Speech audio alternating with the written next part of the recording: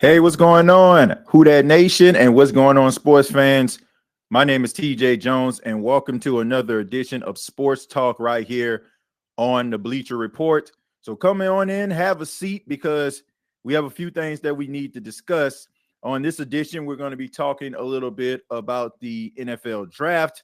We're going to be talking a little bit about Michael Thomas, the contract situation. Will he be released by the New Orleans Saints before June 1st? And of course, we got to talk a little bit about, the NFL combine that's underway this week. But I want to say thank you to those that are watching this right now. I ask that you follow yours truly on Bleacher Report. Make sure that you download the Bleacher Report app. We talk New Orleans Saints here on this space, and I'm looking forward to each and every one of you for your comments that's going to be coming in. Some of the polls that we're going to be doing throughout each episode. But let's go ahead and get into it. Let's talk a little bit about the NFL Combine. Of course, we know that this week is the NFL Combine out in Indianapolis. Unfortunately, I'm not there this year. I had some things that I had going on, which caused me not to be able to make it out there to Indy. But of course, it's always an exciting time during the NFL Combine. Yet last year was my first year going there, and it was exciting, man, just to watch some of the players that you see on TV, watching them tear it up on Saturdays, getting the opportunity to possibly be drafted and maybe change the fortunes of an NFL franchise. And of course, on this space, we talk about the New Orleans Saints. And, the New Orleans Saints, they need so many different things, man. You look around over the past few years, it always seemed to be one particular position that the New Orleans Saints needed to address. Whether it was the cornerback, it was like that for many years, the running back position, linebackers. But, I mean, there are so many different angles the Saints can come from when it comes to this NFL draft. And, you're looking really closely at the NFL Combine, which, is an extremely exciting time because you see all of these freakishly athletic guys go out there running 4.7 40s when they're weighing about 300 pounds, which is insane. They're bench pressing, 40 times, 220 pounds, and all that stuff is impressive. But that to me is not a deal breaker, right? If you can't do those things, if you're not running a 4.7, if you're not bench pressing 220, 40 times, that is not an indication that you will not make it in the National Football League. So it's very important that people look close at what these guys bring to the table from what they did on a collegiate level, the games that they were a part of, the way that they rose to the occasion in primetime moments. Those are the type of things that, to me, that they hold some sort of weight other than what they look like and, running around in spandex here. So the reality is, regardless of what a guy may look like at the combine is not an indication of what they will be in the pros. But of course, once again, the New Orleans Saints, they need so many different things. There are so many different ways that the New Orleans Saints can make their team better. But I think you have to start on the offensive line. And when you look at the New Orleans Saints and them bringing in a brand new coaching staff, them bringing in some new blood on their coaching staff, offensive coordinator Clint Kubiak is now the offensive coordinator. You're bringing in a new running backs coach, new offensive line coach. It seems like you're really trying to do things differently. So, you want to be able to run the football. It seems like the Saints want to put emphasis on that. So you want to be able to go out there and get yourself an offensive lineman. Now, I wanted to do a mock draft and kind of break it down of who I feel like the New Orleans Saints can go after. But I thought it would be a little bit more fun for us to do it together. I have right here. This is courtesy of NFL mock draft database.com. We're going to do a draft simulator. This is going to be based on what the picks that they give us at that particular time. It is no way, shape, or form how I feel about what the draft is going to be like. It's mostly because, what they have other teams selecting. So we're going to make it fun by just selecting the players based on that. So I'm going to go ahead and share the screen here, and we're going to do ourselves an NFL mock draft, and let's see what the New Orleans Saints could do. All right. So, of course, if you look at, make sure that I'm sharing this. If you look at the left side of the screen, you'll see that you have, some of the top players that are going to be in this year's draft. Of course, everybody knows about Caleb Williams. He's projected to be the #1 overall pick. Drake May, who had a really good stellar season and really has been, name been really coming up as of late. Everybody's seen a video of him throwing the ball 80 yards, hitting a goal post. That was pretty impressive. You got Marvin Harrison Jr., who is the top wide receiver coming into the draft. A lot of people look at him as the next Julio Jones. You have Jaden Daniels, the Heisman Trophy winner out of LSU. Malik Neighbors, the wide receiver out of LSU. Brock Bowers. The list goes on and on here. So we're going to go ahead and press start. Of course, we know the Chicago Bears have the first pick in the draft, followed by Washington. Got New England, Arizona, the Chargers, the Giants, and the Tennessee Titans. But let's go ahead and press start. Let's see what they're going to do. And as they select their players at random here, we wait for the number 14 pick. So as of right now, you got 5 trade offers here, which we're not going to do because we don't know what's going to happen. Of course, we know trades could take place, but we're not going to take part in any of these trades. We're just going to try to keep it true. All right, so as of right now, you got plenty of players that are still on the clock. You got Brock Bowers, Joe Alt, you got Jared Verse, you got Nate Wiggins, you got J.C. Latham. But I think what I just said, the Saints are going to need some offensive line help. So you got to go with the best offensive lineman in a lot of people's draft board. You got to go with Joe Alt out of Notre Dame. I have him as the Saints number 14 pick. So don't think that's going to happen because I don't feel like Joe Alt is going to be there, but we'll see. We'll see. I feel like he's probably going to get drafted in the top 10. So as of right now, we move on to the second round. We got some other teams. Let's go ahead and see what these other teams did. Let's go back a little bit. All right. So let's see some draft picks that could be interesting. All right. So we got you got Bo Nix going to the Atlanta Falcons here, and then you got JJ McCarthy going to the Las Vegas Raiders. I think I pressed the wrong button, folks. But of course, we know that I had the Saints getting Joe Alt. Probably not going to be that way because we know that these things are picked at random. So just because Joe Alt was there before, he's probably not going to be there again. But we're going to go ahead and press start again. Let's see what's going to happen. All right, so we're going to go ahead and press start. They got Drake May being the first overall pick in this draft simulator. That's crazy.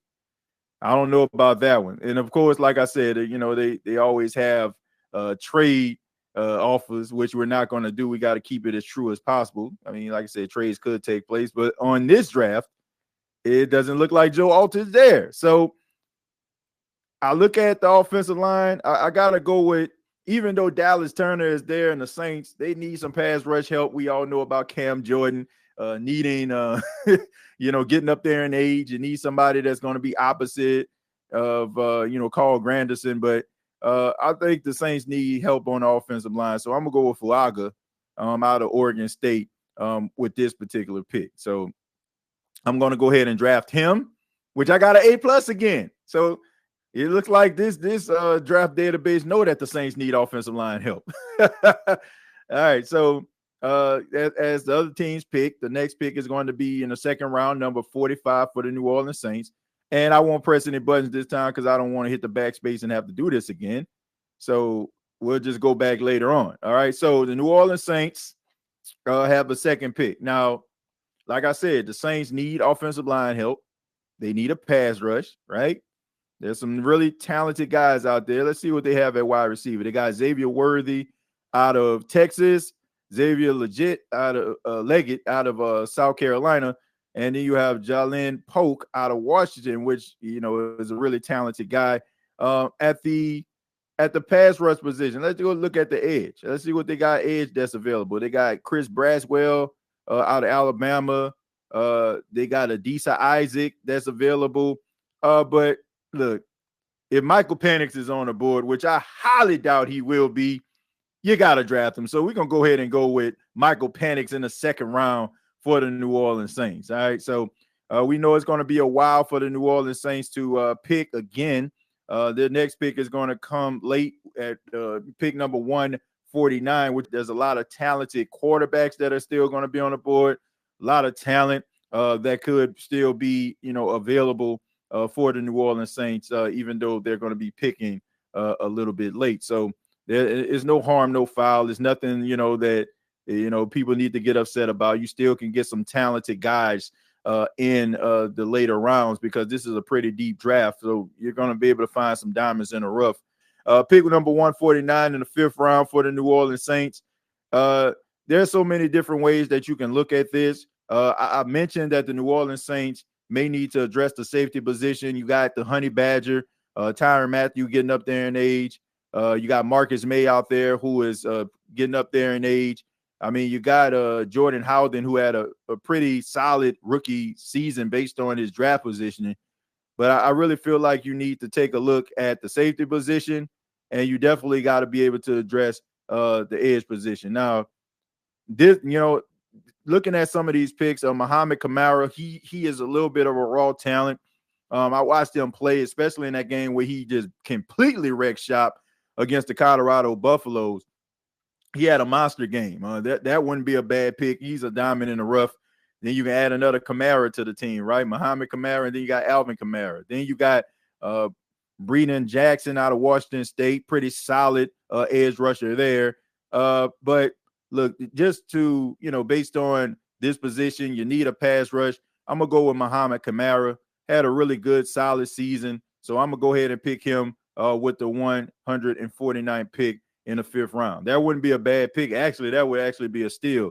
That guy has a high motor. He doesn't quit. He doesn't give up on plays, and he's pretty good when it comes to the run. So he's still a little raw. Still some things you have to work on, which is the reason why he would be drafted in the fifth round. But if you can get it together, I mean, he can really do some amazing things for your team and really provide a spark if you can get him on the right track here. So we move on. The Saints have another fifth round pick. This is pick number 167. So in this case, I talked a little bit about the safety position, and there are some guys that are available right now. Josh Proctor out of Ohio State is a guy that is a pretty good, solid safety there. You got Green out of Florida State. You got Williams out of Oregon. Pretty good, pretty decent safety board here. You're not going to get anybody that just automatically, in my opinion, that's just going to come in and be all pro status.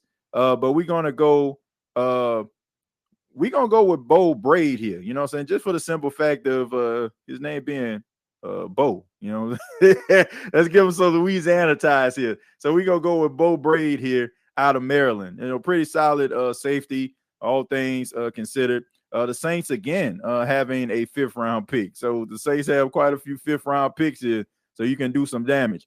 In this case, I think that you probably want to start looking at somebody that can maybe help you in the tight end room or the wide receiver room here. So I'm going to go look at some of the tight ends that are available right now.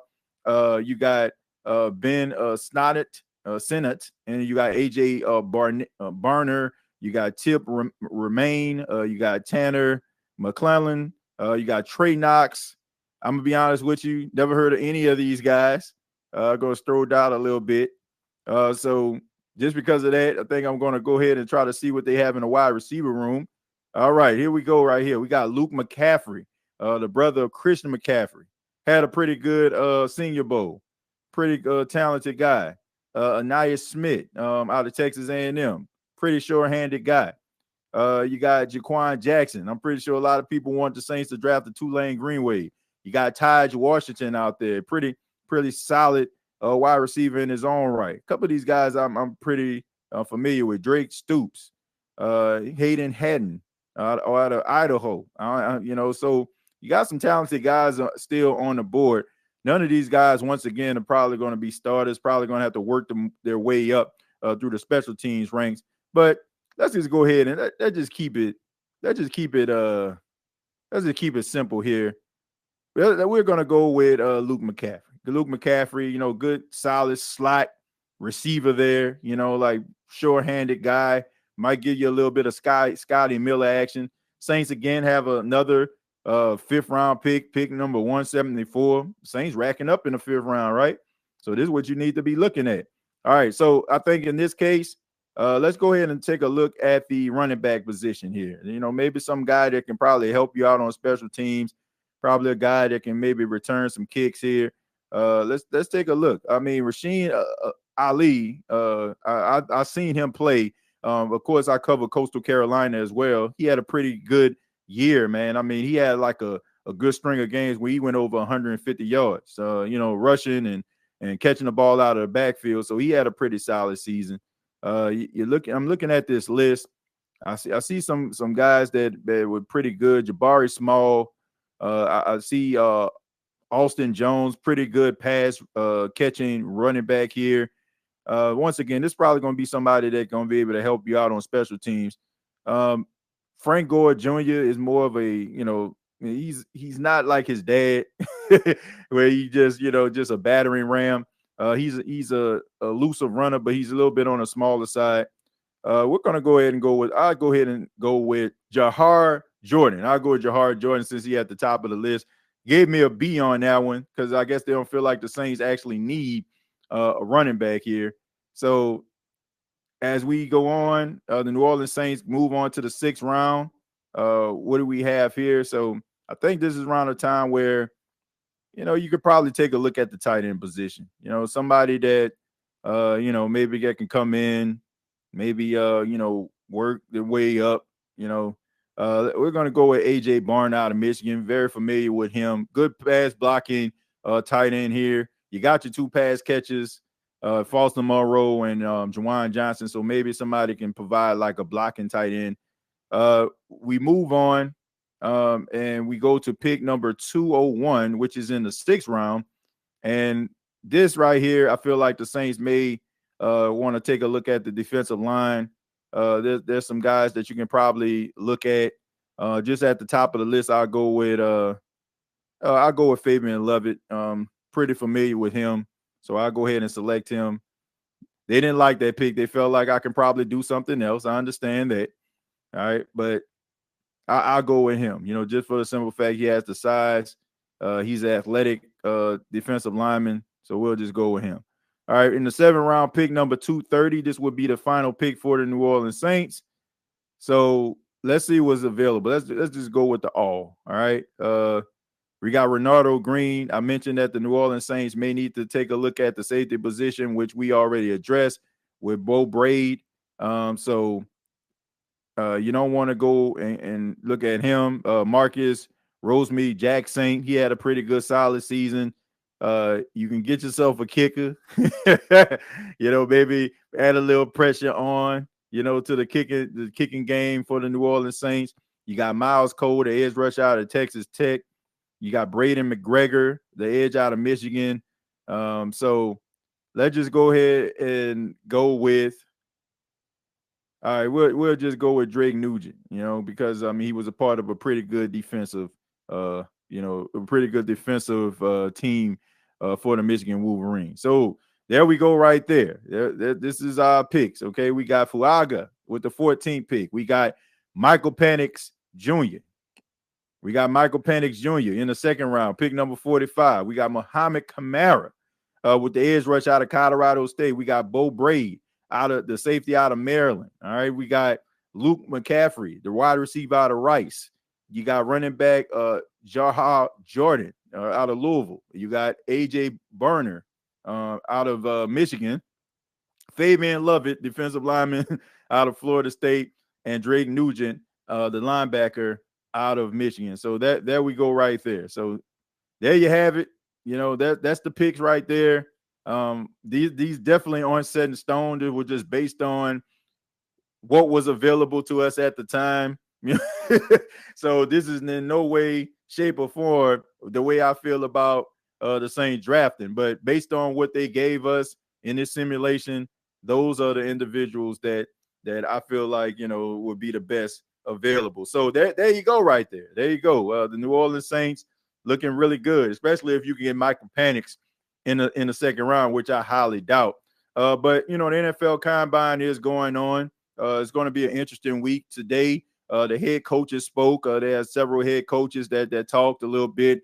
The rival Atlanta Falcons, their new head coach Raheem Morris, made a little bit of a controversial take, saying that if they had better quarterback play, then he probably wouldn't be there, meaning that Arthur Smith would still be the coach, and they wouldn't be looking for a new coach and finding him.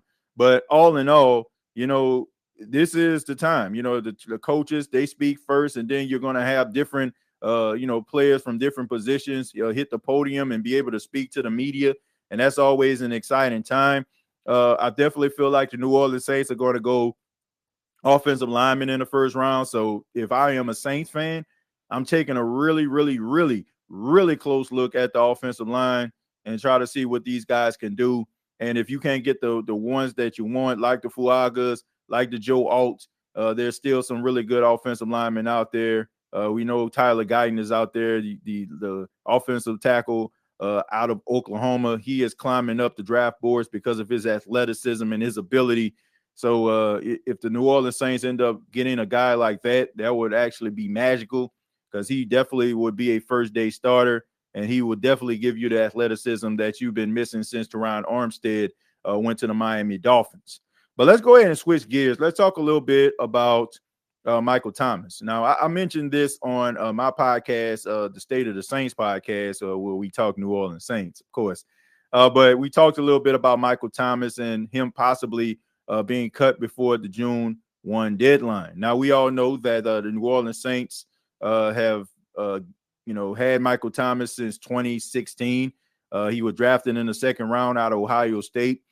He became one of the best wide receivers the New Orleans Saints ever had in their franchise's history. And we know after 2020, when he dealt with that ankle injury, his career started to decline. He couldn't stay healthy. He couldn't stay on the field. And it just seemed like, most of his talking wasn't on the field. It was on social media. And, regardless of how you may feel about Michael Thomas, some people feel like, he's a diva. Some people just feel like, he's a team divider. I don't think that he's anything like that. I think that he is a guy that is extremely passionate about playing the game of football. I think that he's extremely passionate about being the absolute best. And I think that some of the injuries that he has sustained over the last couple of years, it has kind of stunted his Hall of Fame trajectory. Like, make no mistake about it. If Michael Thomas didn't get hurt, I really feel like Michael Thomas would be putting up a really good Hall of Fame resume. And of course, like, since he's had these little setbacks over the years, it really just kind of stopped that. And now you're figuring out and trying to find out if Michael Thomas can even stay in the National Football League. But all in all, I don't see the New Orleans Saints bringing him back. I think that bridge has been burned due to the fact of all of the tweets that have come out, him taking shots at Derek Carr, which we know the way that the Saints are moving, they definitely want to cater to Derek Carr. So you don't want to make Derek Carr upset or bring somebody in that cause the team to look at Derek Carr differently. So I just think that it's probably time for Michael Thomas to move on. Now, the question is, will it happen before June 1? And I ask that because, of course, if the Saints were to release him before June 1, then they would have to eat a pretty hefty price tag because of it. And, you have to wonder, are they going to wait, for that June 1 deadline? If not, then, he can go ahead and go. You're grinning and bear it, and you allow him to go out there and find a team that makes him happy. And it just seems like the New Orleans Saints more than likely want to cut ties with Michael Thomas from everybody that I spoke with kind of close to the matter. So I'm not upset with Michael Thomas. I think that Michael Thomas is an incredible wide receiver. I think that he is one of the best, if not the best wide receiver the New Orleans Saints ever had. Some people will probably look at that and roll their eyes because of the last couple of years, but make no mistake about it. I've watched my fair share of New Orleans Saints football. And if Michael Thomas would have stayed healthy, he would have put up numbers better than Marcus Colston. He would have put up numbers better than Joe Horn. And those are the two of the top wide receivers in New Orleans Saints history right there. And he would have been right there, with them, if not like superseding what they did. I mean, he had more receptions than any other player in the first 4 seasons of their career. prior to the injury. So all I'm saying is Michael Thomas has the ability. Michael Thomas has the goods to do some really amazing things. But I just think that the New Orleans Saints realized over the last couple of years that he constantly got hurt. They couldn't really depend on him to be able to be their number one guy game in, game out. And of course, in a couple of years ago, they drafted Chris Olave in the first round. And now the New Orleans Saints are kind of catering their passing attack around Chris Olave, which they should. Chris Olave is the young, up and coming wide receiver. And Michael Thomas is the wide receiver that was the guy. But unfortunately, he had too many injuries. So you cannot put all your eggs into the Michael Thomas basket anymore. So as long as the New Orleans Saints continue to try to build through the draft, as long as they try to get some receivers to complement Chris Olave, and they have with A.T. Perry, who can be more like their possession threat. He's a big frame guy. You can probably line him up in the slot from time to time. He can convert on third down for you. Then you got your burning Rashid Shaheed. The only thing that's stopping Rashid Shaheed, in my opinion, is his opportunities. Getting 2 and 3 touches a game is not suffice for a guy as talented as Rashid Shaheed is. So I think that the New Orleans Saints can do some really good things. I think they have the young, talented wide receivers to be able to do what needs to be done. You got Chris Olave going into his third season, Shaheed going into his third season, A.T. Perry going into his second season. And we see what the Green Bay Packers are doing out there with first and second year receivers. I mean, you got some really good guys out there. You got Christian Watson, you got Romeo Dobbs, you got so many other guys. You got Kraft out there, you got Luke Musgraves, you got Jaden Reed out there. So you got some really good, talented wide receivers. So anybody that feels like, oh, you need a veteran to come in, that's not necessarily true.